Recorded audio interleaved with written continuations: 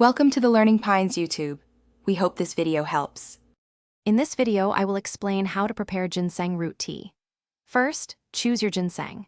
You can use either dried or fresh root, but ensure it's of good quality for the best taste and benefits. Next, gently wash the root under cool water to remove any soil or impurities. Finally, carefully slice the cleaned root into thin, uniform pieces, about 1/8 of an inch thick, to ensure an even extraction of its beneficial compounds during brewing. Now, let's brew your tea. It's best to use a non-reactive pot, like glass or ceramic, to maintain the pure flavor of the ginseng. For every 2 cups of water, add approximately 5 to 10 grams of your sliced ginseng root. Bring the water to a gentle simmer over medium heat.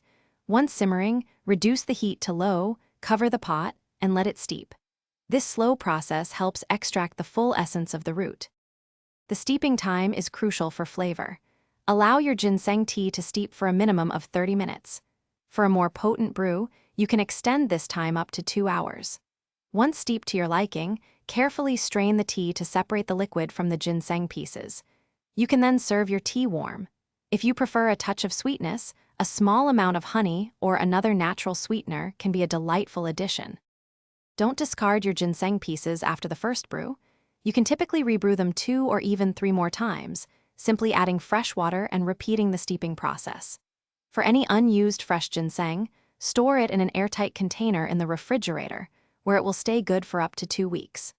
Dried ginseng, on the other hand, should be kept in an airtight container in a cool, dark place to maintain its potency for several months.